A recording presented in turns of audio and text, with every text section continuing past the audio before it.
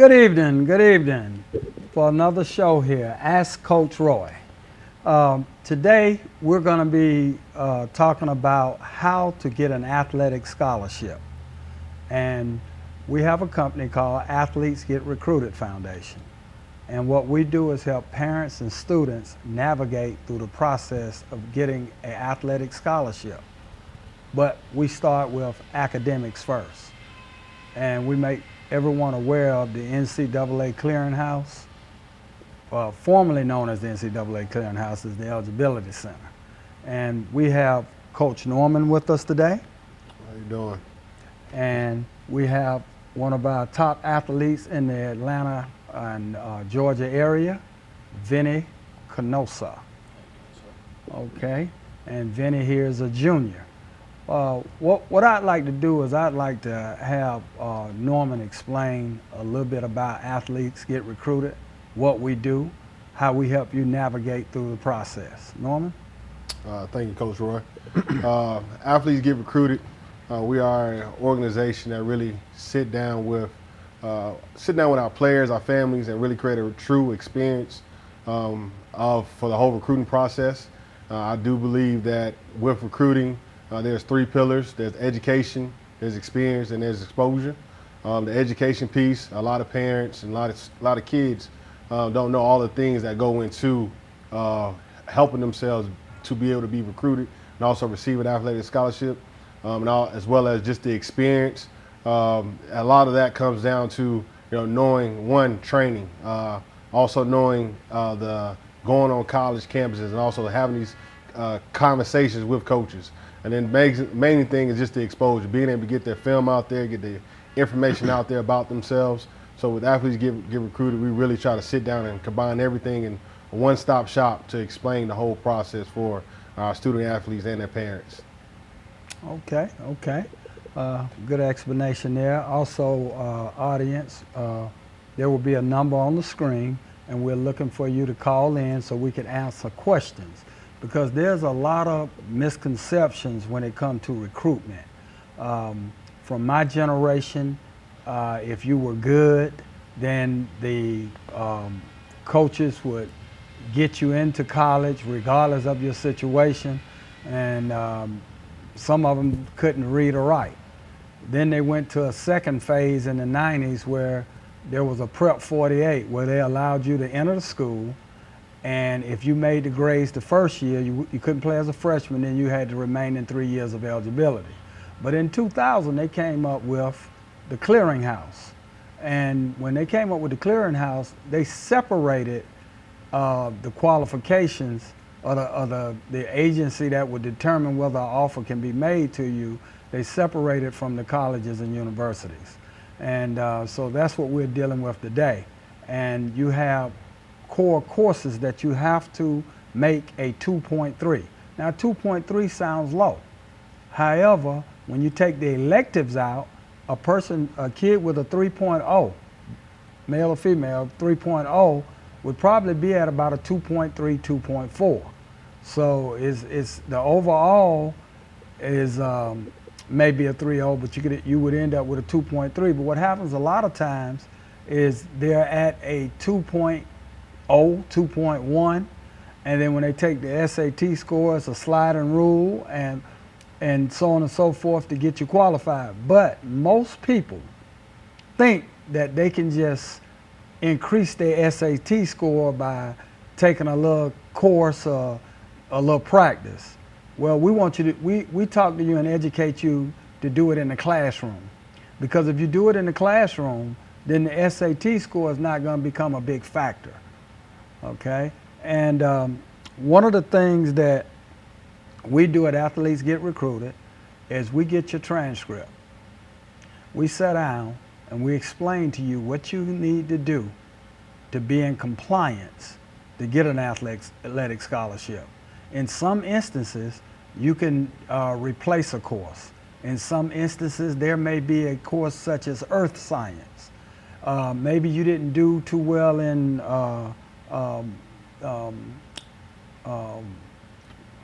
Math. no, in biology, or maybe what's another science? chemistry. But you could take earth science, which is a little easier, and you make the grade in earth science. Say you make the A, then they would bump the D out of the science block. Now, it doesn't change anything in terms of graduation, but it changes in terms of helping you to qualify. It's little things like that that we teach you at Athletes Get Recruited to help you to qualify. In addition to that, what we do is we help get you with speed coaches and training and things of that nature. We also inform you of all of the camps that are available to you that's free. And if you do well at those camps, you can get an invite. We'll get into that a little later as well. Again, on the screen, there's a number for you there, 770-485-7724. Call in if you have any questions. Norman, what else do you have for us? You know, I'd like to start off with the beginning phases of really helping yourself really get recruited. The first part, Coach Roy just talked about the grades, but the most important things that I think that are important, one is Twitter profile. You know, having a proper Twitter profile, understanding, having the username, having the right information in the subject box so that you can be found and searched by college coaches. There are a lot of kids that might just come up with a nickname, Joe Blow or some type of family nickname and have it as their username, but that is something that we found is not useful, not helpful. And that's something that when I sit down with a lot of kids, that's one of the first things that I point out, looking at their Twitter profile. You know, one thing that having in the bio, having, you know, your height, your weight, having your GPA in there. If you're taking the SAT or ACT, having those scores in there. Because when the coach pulls your name up, you know, he wants to be able to find those important information for you. And then as well as in the link, having your huddle link tied to it, but having the huddle link of your most recent year. I see kids that have sophomore year highlights. In some cases, I know we've just got off COVID and some kids didn't have junior years, and that may be the case, but now everybody has had a full year now. So having that updated regular season or mid-season, or if you're still going to the playoffs, having your regular season film up so that coaches right now going into this last week of the college season, you know, they're going to start ramping up to start being able to evaluate guys, see who guys they need to look at, and having that Twitter profile is very important. That's something that we sit down and I talk to a lot of guys about. The next step, which ties into the huddle film, huddle is very easy now. When I was coming up, I was the age of the DVDs and VHSs. You know, I had to take the VHS and stop and start to find my play and then transport it over to a DVD. Now kids have it easy. There's no excuse for your huddle films not to have all your clips. I tell guys after every game, I mean, Saturday, wake up, the film is normally up. You should be able to go in and tag all your plays and save it for that game. And then once you get into 3 to 4 games into the season, you should have a 4-game season tape showing your plays.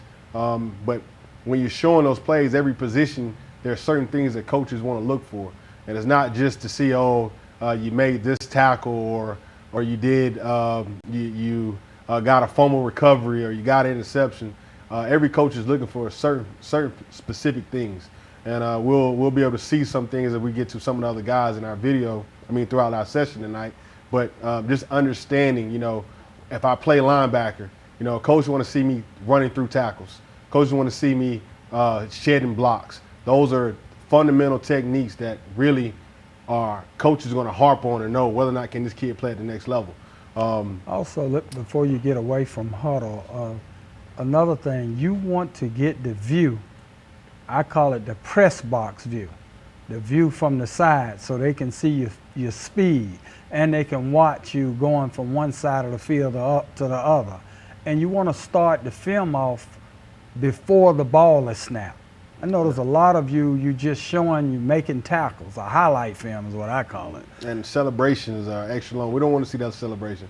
So you make the play. You know, you only have, I would say, 4 minutes on a film, but really to catch a coach's eye, you have 30 seconds. So your first couple plays, you need to be grabbing my attention to make me want to sit there and watch the rest of your film. So understanding a play is 3 to 4 seconds, typically. You might have some plays where you go run down a guy. That may be 8 to 10 seconds. But you want to start the clip, like Coach Roy said, right before the film starts. Right before the play starts. And you want to end it right as you're making the tackle. We don't want to see you get up celebrating with your teammates, doing the different celebrations, just so you can move to the next clip. You want to get as many good clips on your film as possible in that 3 to 4 minutes, because these college coaches, they get a lot of film, and 3 to 4 minutes is a long time from our standpoint, but to them, 30 seconds to a minute is going to be able to tell them whether or not you're a guy that they need to evaluate and come see in person.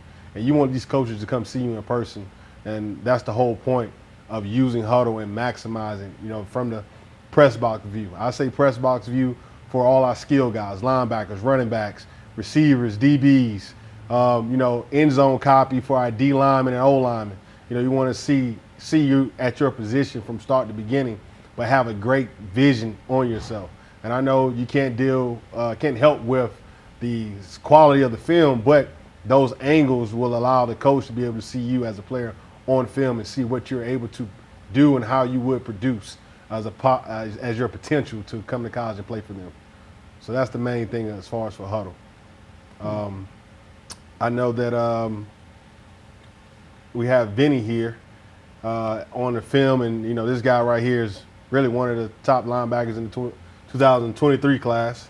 And I know we're going to get to it, but I know Vinny, tell me, I know we've had a lot of discussions just about your film, getting it set up, but how did you go about putting your best plays together on Huddle? How did you sit down and evaluate which plays you want to put on there? How did you process the first all the way to the last play that's on there? So really, like, the main thing that I did was I went back at the end of my season and I went through my whole film, and those guys that were like 4 and 5 stars that we had played against, if I was making big plays against those guys, I want to get those at the front of my film, make sure that I was really getting those guys up there, because when you're dominating against the best in the class, then really that shows that you're a dominant player too. And the plays, like the versatility, like you were saying, like running through tackles, like me, like throwing guys, stuff like fumble recoveries, forcing fumbles, interceptions, stuff like that. Like just throwing big guys who are like bigger than you, like guard, taking on a guard, throwing him by and going make the tackle. That's just the main thing I was looking for when I went back through my film, trying to make sure that I was getting that out in front for the coaches. Because like you said, it's only 30 seconds to a minute. Gosh, you're definitely right about that, man. I'm glad our conversations definitely helped to prepare you for that. But you're right about that. If you had some advice for some other guys that are out there, I know you also play tight end.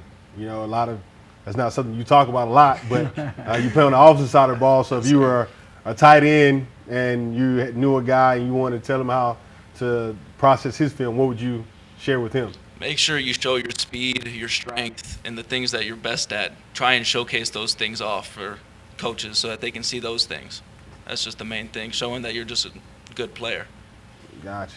Definitely. Now, Vinny, you're a junior, and one of the things that I was impressed with is that everything that you and Coach Norman and your parents have talked about, you've gone the extra mile to accomplish that. What is some of the things that you are doing, that you're going to be doing between now and June? Well, the main thing 22. The main thing that I'm going to be doing is trying to work on my 40, get with a speed coach, make sure that I can get that up there, because every place that I've gone recently, that's the main thing. They like the way I tackle, like the way I play, my physicality. Just that speed part is really important to a lot of colleges. That's the main thing that a lot of college coaches want to see. Okay.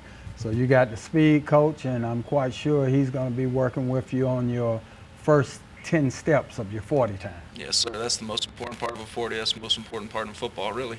That burst and that explosiveness. Okay. Well, I tell you, we're going to take a break, and we're going to come back, and we're going to show some film on Ja Welch and Vinny Canosa. Thank you very much.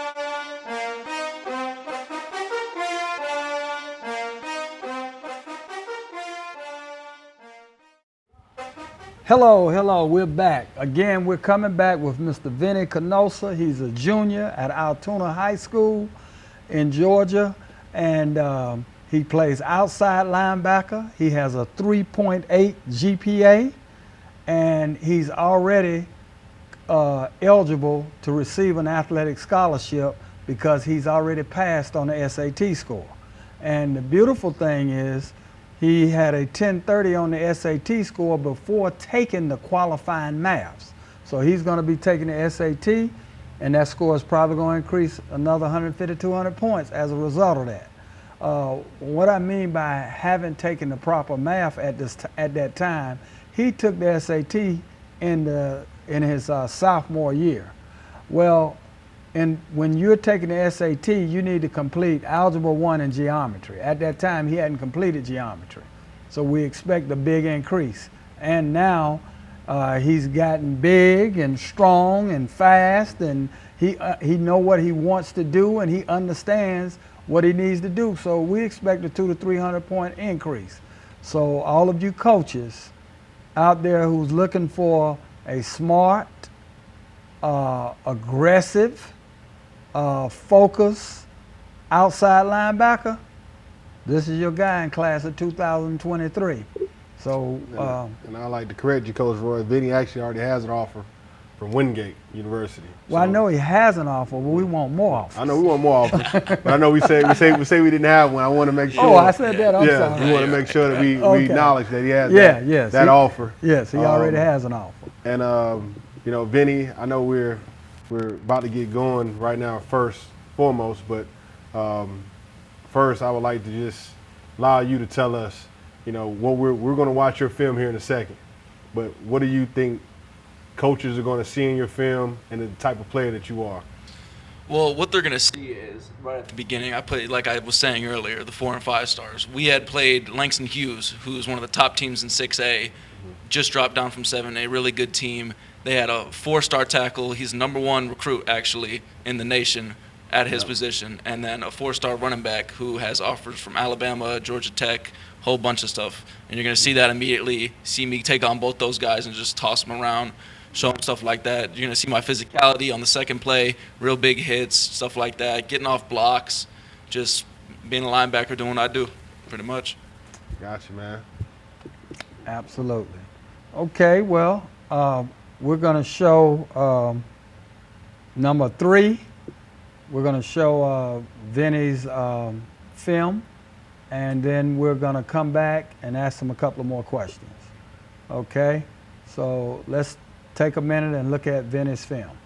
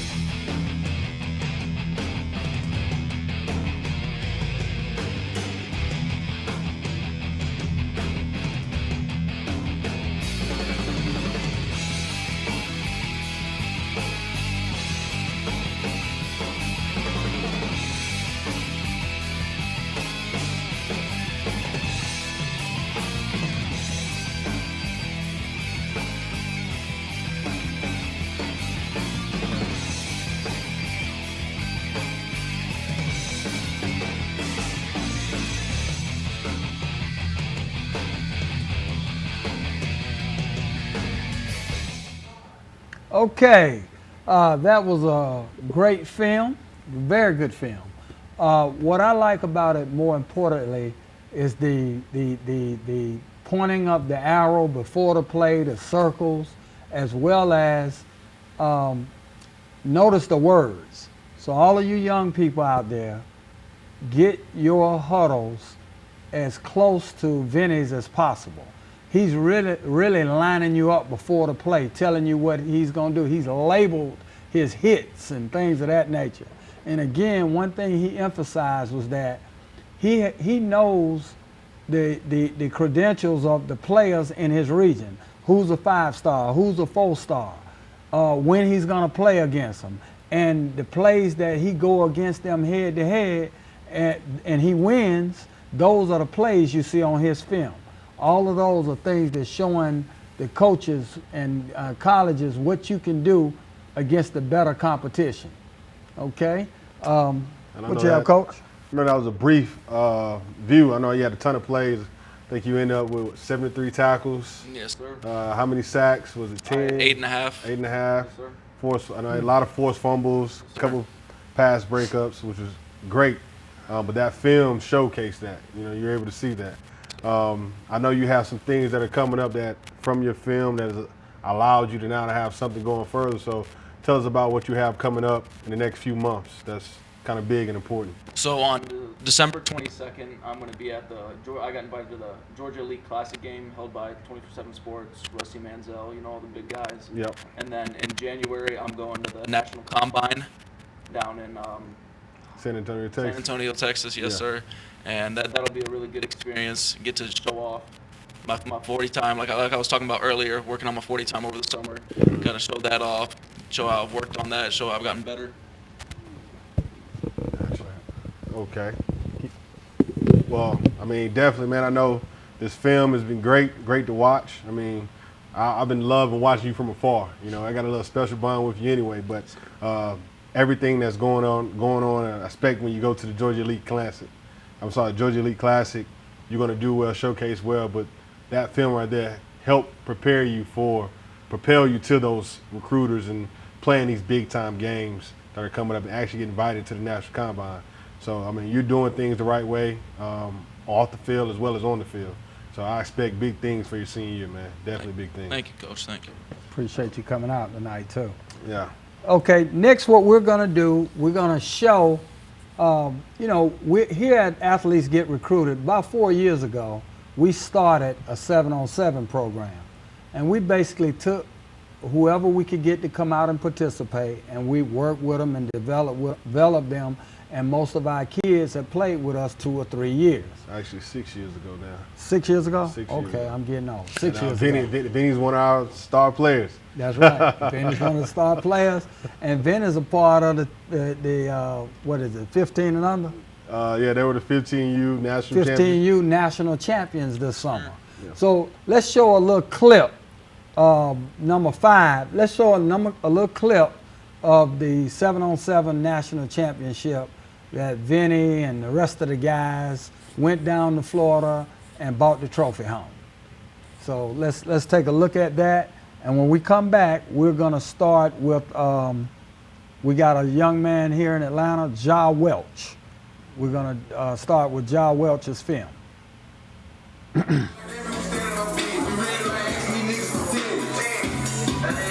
Y'all be effing in for these fuck niggas. Load your chopper, grab your vent. I'm still with them killers from with lead, you know. Whoa, whoa, let's go. Big froze on. I'm him, I'm who they wanna be. Let's go. Whoa.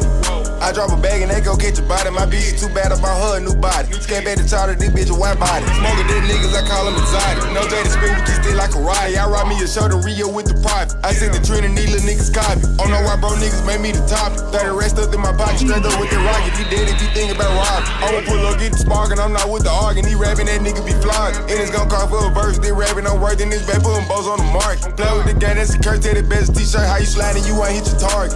Pull up and spray cool like a marsh. 100 round drum in my gun like on March. Put this shit on every day like on Martin. Trap at the apartments till they call them Mars. Catch me and set them on shopping they Mars. If it's a problem, gon' bump down and solve it. Just out the bags when I make a deposit. Pip at the perk and the walk got me dizzy and nauseous. Still hit the stage and I rock. Know I gotta pop it. Water on me like a faucet. Beat the trap up like I'm boxing. Get on the beat and I walk. Get on the beat and I walk. And sit I saw my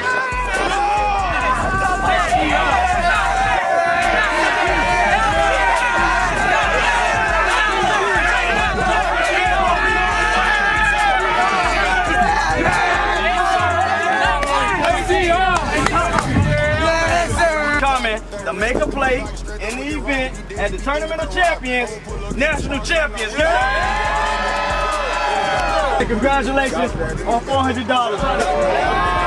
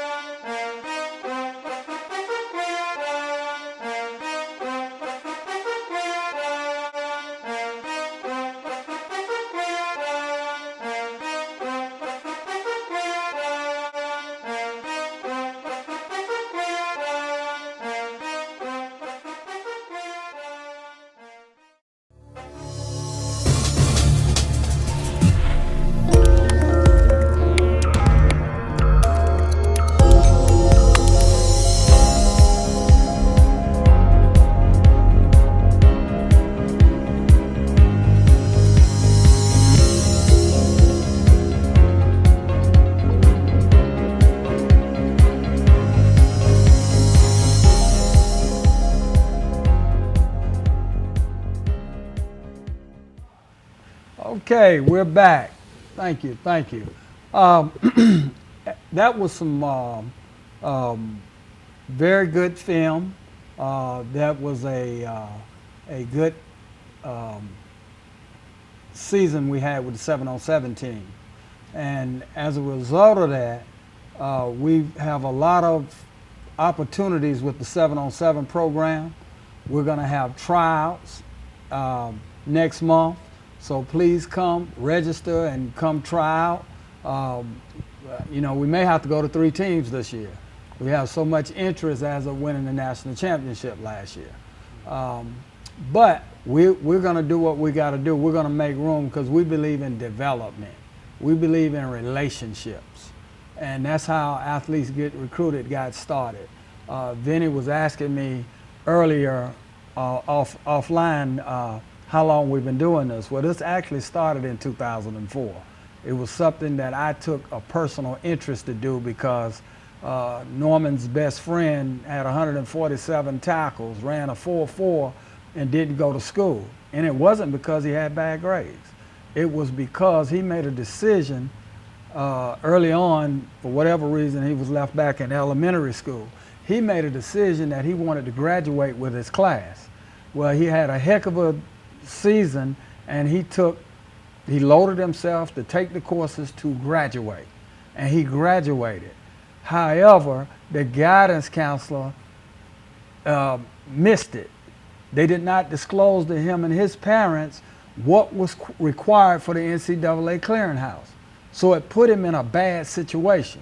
As a result of that, I decided to take it upon myself to learn the requirements for the NCAA clearinghouse and start passing it on to the other students of all sports. We don't just do football, we do all sports. And at that time, I was the Booster Club president.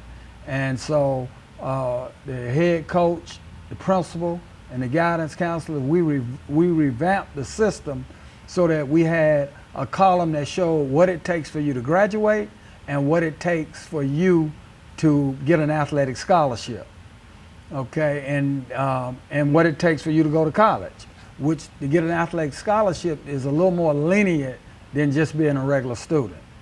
So with that being said, we got another young man we'd like to showcase by the name of Ja Welch. He's a Georgia young man as well. He plays for Kennesaw Mountain High School. In fact, they played against Vinny at Altoona High School. But Ja is a 6'2", 215-pound running back / outside linebacker. He's a very humble kid, very good kid, very disciplined, and he's a senior. So we're going to show you, number one, we're going to show you some of Ja film and let you see Ja's huddle. You'll see he makes some great runs. He's good, he's very fast, and he's also a track guy. So, and he already has a track scholarship as well. So with no further ado, let's go ahead and show Ja Welch, Kennesaw Mountain High School, 6'2", 215 pounds, solid.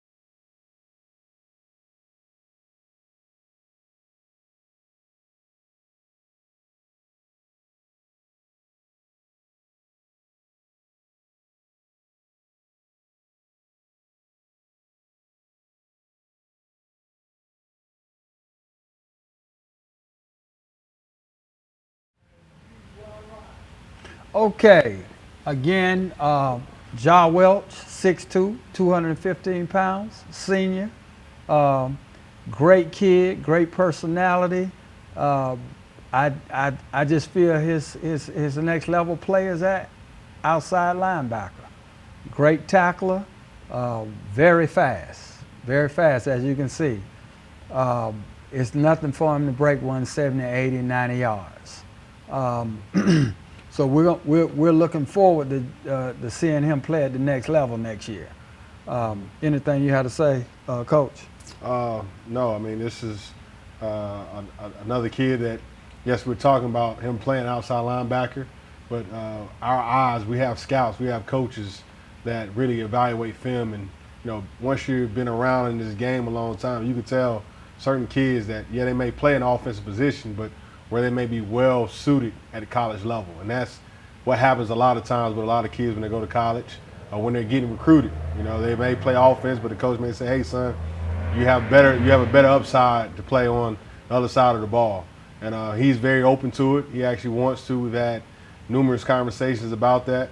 And so we're looking forward to helping him pursue his dreams to get to the next level. And so I'm very excited to be able to work with Ja coming up for the next few months and helping him to get to signing day and sign with the school that's best suited for him. So that's all I have as far as for Ja. Okay, let me tell you another thing, parents, athletes, that you have to understand. It's levels. It's Division I.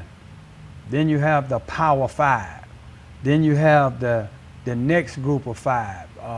The next group of 5 being the App States, the Georgia Southerns, the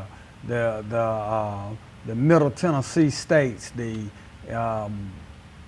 Cincinnati's of the world.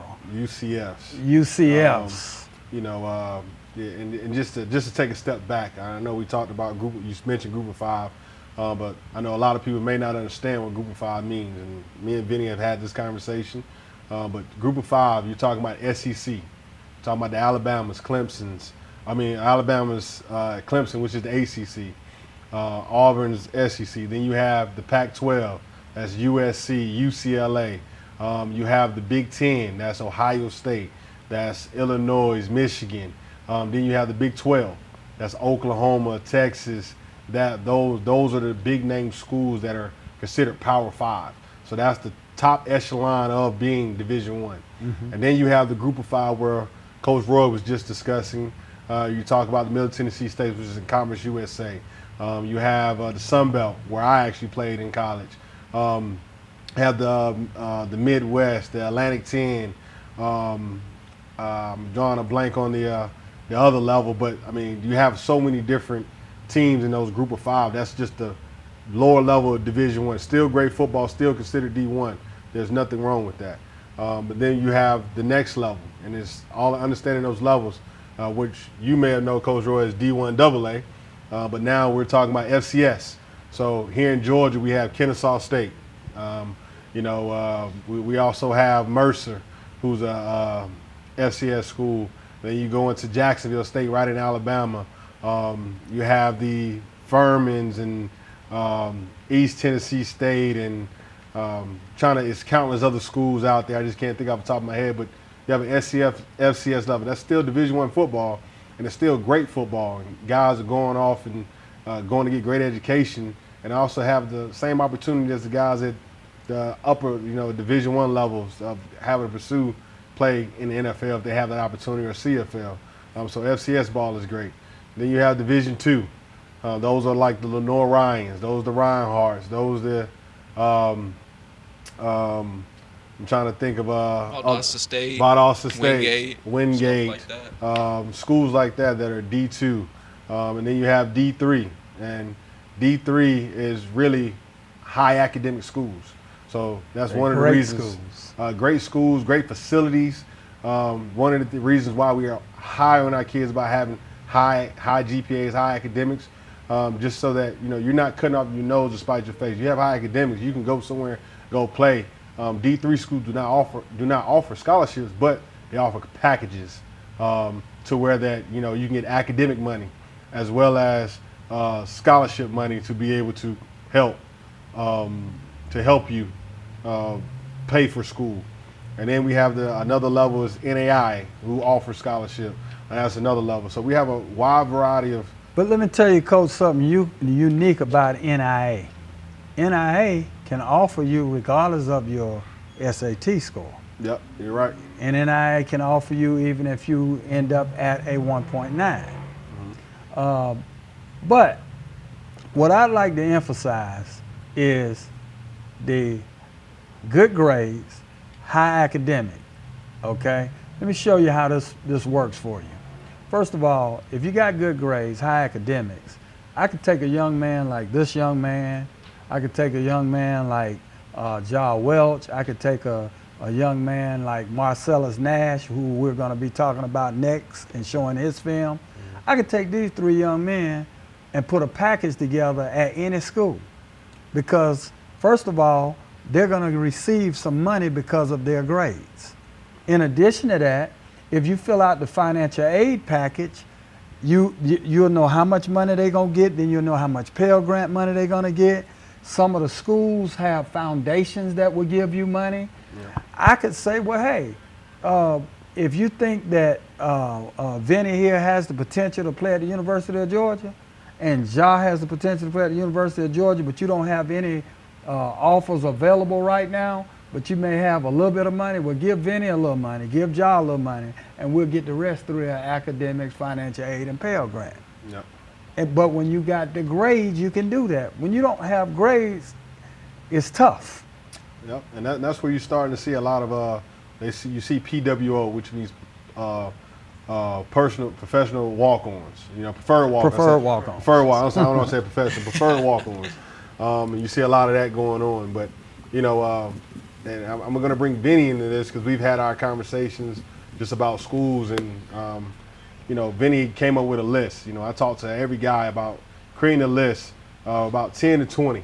You know, just give you a wide base range of schools, and when you're talking about the recruiting process, schools that you're interested in, and then schools that you think that might be good fits outside of just the Power Fives and the Group of Fives. Just have a wide variety. And so, Vinny. We got a caller. We're going to take this call, and then we're going to go to Marcellus Nash. Hello, caller. Welcome to the Ask Coach Roy show. How may I help you? Yes, you guys are talking about how we're going to be helping these boys get recruited and what we should do, and looking at what schools they should be going to. But I'm curious about how to give them, you know, exposure to know, like, what schools would actually be interested in them. And so when us as parents, you know, look at, they keep getting invites to all of these, you know, so-called, you know, All-American Bowls, or, you know, one state versus another state. Well, there's so many of them. And are they money grabbers? Are some of them good? Can they actually potentially be good for them to get looked? Okay, well, you got about a three-part question. I'm going to tackle the part about exposure. I'll let Coach here, Coach Norman, deal with the bowls and things of that nature. Exposure and what school your child wants to attend. What we do is we have scouts and people that evaluate your child after we get the transcript and do our academic side. We evaluate them to see what level they would potentially be able to play at. In addition to that, we make recommendations for them areas that they need to improve in, and have you to get the position coaches and speed coaches and people involved, and allow the athlete to put in the work. In addition to that, in my cell phone, I probably have 200 coaches nationwide that I know personally. Again, I've been doing this since 2004. I got their personal cell numbers. Some of those coaches, when I started this, they were assistants. Now they're head coaches. One of my guys is Jamie at Coastal Carolina. Hey, I remember when he was at Charleston Southern and a couple of other schools, and now he's a national power. So exposure, we can handle the exposure if the athlete and the parents do what we ask them to do. Norman, go ahead and deal with the bowl because they get mail. I know a lot of kids get a lot of mail, get a lot of messages through Twitter. It's about bowl games, about camps. One of the things that I tell all my parents first is you need to first check the camp and the bowl game. See how long they've been in existence. We've had kids go and play in bowl games after a season, thinking that they're going to go get some exposure, and then they get there and there's a lot of things that's not in place. The hotels, they don't have uniforms. They're asking for more money for you to pay after you pay $2,000 and sometimes $5,000 just to go and play in these different bowl games. So first is just checking the bowl games, see how long they've been around, understand what are they offering for you to attend the bowl game, how they're going to help you with the exposure. Are they going to take the film and take not only just the game film, but also throughout the days you're there, the practice film, being able to utilize that and send that to coaches? Are they going to give that to you? Some of these bowl games, they don't have that option for you, and a lot of kids get there and they find out they just wasted all this money and all this time to get there and to utilize that and go play. And then also you have camps. There are a lot of camps out there, a lot of different companies. People, especially right now since COVID happened, trying to maximize and take advantage of kids and parents. But with these camps, you need to understand, what recruiters are, what recruiting sites are going to be there. Is Rivals going to be there? Is 24/7 Sports going to be there? What type of success rate have they had with taking the film from the camp and actually sharing it with coaches? There are some kids that just have the build, like, might be 6'6", 330. That kid's going to be offered anyway, but what have they done for the multitude of kids that have come to their camp? Are they using that film and sharing it with coaches? What type of relationships do they have with coaches?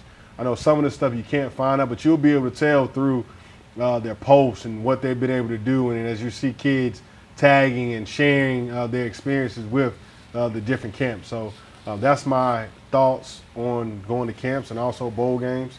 Just check and see how long and what they're really offering for you and your child, to see if it's even worth the while of spending that money and that time of taking that trip somewhere to go to that camp. Most of the camps that I kind of advise to go to are where college coaches are going to be there. But I know there are other camps that are out there that are great, like the Rivals camp that they have everywhere that's plastered. They're going to probably at the beginning of January, you'll have the dates and times available and things will be ready for registration probably mid-March, because they're going to start sometime around that time in certain locations for you to go and participate. So that's my assessment on that. Okay, well, thank you for calling, caller. No, thank you very much for the information. Okay. What we're going to do now is number 2. We got a young man out of Richmond, Virginia, Monacan High School. His name is Marcellus Nash, 6'1", 205. Yeah, 205. Great body. It's like these 3 guys here are interchangeable: Ja, Finney, and Marcellus. But Marcellus is another high academic kid. Yeah. And he's a junior. Another junior. And he had an unbelievable season this year. And I also think he's going to probably be a kid that's about 6'4", 6'5", according to the doctors. Yeah. So I love what I see on film. And what we're going to do, we're going to bring Marcellus into the studio and allow him to talk probably in December or January. Yeah. We should be able to get him in town. But let's show a little bit of Marcellus's film, number 2.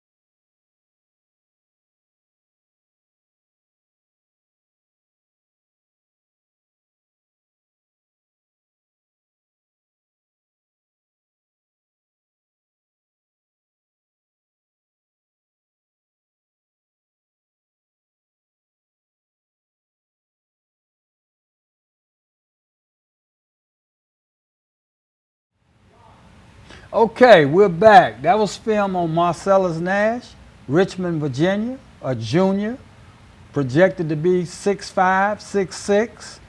Great kid. I can't wait to get him here on the show. Everything we asked this young man and his parents to do, they did it within the first 2 days. He's now wrestling. Wrestling is going to help him get his pad level off. Again, I think he's a 3.9 kid, somewhere in there. Aspirations to be a doctor. And like I say, great kid. Both these three young men that we showcased tonight, it's a pleasure working with you guys, your family giving us the opportunity. We're going to do what we got to do to get you placed. And if there's anything else you have to say, Coach, because we're going to... No, I don't have any. The only thing I have to say, we obviously are going to have our tryout December 12th. We have the goal is to have 4 different teams. We're going to obviously have our 18U team, our 15U team that's moving up, but most of those guys, 18U. And then we're going to have a 14U and a 15U team. And we're looking to fill a 12U and 13U team. We like to get younger, start developing a lot of our guys at a younger age. So that's our goal, but that's December the 12th. The times are displayed, 14U, 15U is 12:30 to 2:30, and then we have our 18U 2:30 to 4:30. So those are the times for those, and then our 12U and 13U, we're going to determine the time for that. We know those kids are playing other sports, but we're probably going to have their tryout at the beginning of the year in January. But look forward to more information on that tryout. But if you're 15U, 18U, sophomores, freshmen, sophomores, juniors, and rising seniors, we're looking for you. And we're looking to have those guys out there with us. Hopefully we can compete and bring another national championship home next year. So that's it. Thank you, Coach. Well, hey, another great show. Ask Coach Roy. Again, we're going to be coming back with Marcellus Nash and 2 other athletes in December or January. Again, help us to do what we need to do and get these young people placed. And we don't just do football; we do all sports. You have to get cleared through the eligibility center for every sport: swimming, golf, baseball, basketball, so on and so forth. Okay, that's all we have for tonight, folks. Thank you very much.